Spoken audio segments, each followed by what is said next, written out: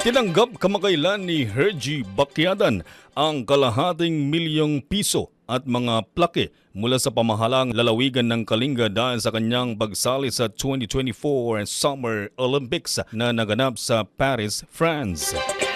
Si Bacquiadan ang kauna-unahang atleta mula Kalinga na sumubok at makapasok sa Olympic sports event matapos niyang makuha ang rank 1 sa Second World Qualification Tournament na naganap sa Bangkok, Thailand bilang pre-qualification phase ng mga mabibigyang pagkakataong sumabak sa Olympics.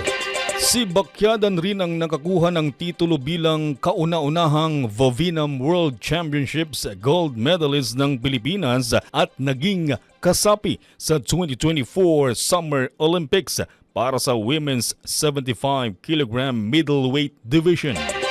Sa kanyang kwento sa provincial awarding ceremony na ginanap para sa kanya, sinabi ni Bacquiadan na kanyang itinanghal at patuloy na iwawagayway ang bandila ng kanyang lugar ng kapanganakan at lalawigan sa kanyang mga susunod na laban at tagumpay. So han nga may kanyang event, amin nga interview, han nga may kanyang nga, I'm from Kalinga, I'm from Taluktok, Anudan. Iba, tapos dapat nag-claim kanyang nga, mabalinda siya ka ampunen, tapos dyan, na Kalinga na niyan na, father ko kay mother ko, solid ni Kalinga, Taluktok, Anudan. So ang amin nga interview,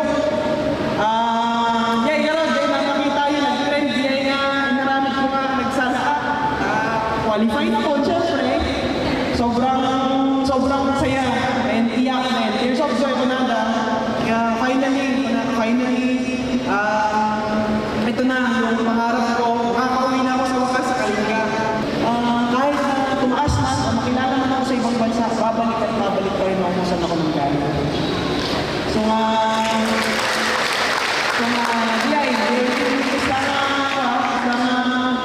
naging experience ko.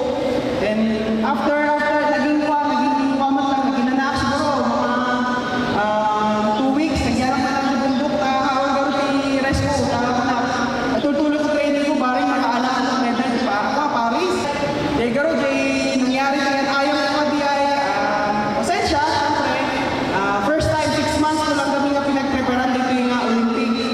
So nga, talaga ako nang naging coach ko nga siguro, kung nag-training ka na 2 years after wala nang makakatalo sa iyo. Meron ka na siyang lakas, ulang ka lang sa galaw, and tiwala siyempre sa sutok mo ko na nagkaroon ka ibang power na ginamit ko. So nga, uray na apak na, ang kulat na nanakong ko nga na feeling niya na apak na even ni Jay Paris, sinalubong na siya sa dati isang partida, nagtadag kami dyan, nag-celebrate kami dyan, manata. Okay lang tayo pamangkin, nagyagamit lang ang lagay na community siguro. Pinarapit na siya na okay lang, di tawag mo na problema. Importante, Olympic pa lang, may qualifying pa lang, sobrang hirap na makapasok. Dahil sa kanyang matagumpay na magpasok sa Olympics, ipinanukala ni Kalinga Governor James Eduba na baguhin at i-update ang ordinansa ng pagbibigay ng insentibo sa mga atleta ng Kalinga at isama na ang insentibo para sa mga makakapasok sa international sports tulad ng Olympics.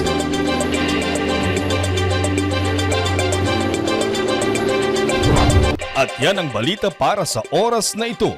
Ako po, si Reddy Redotan. Tabuk City News Break.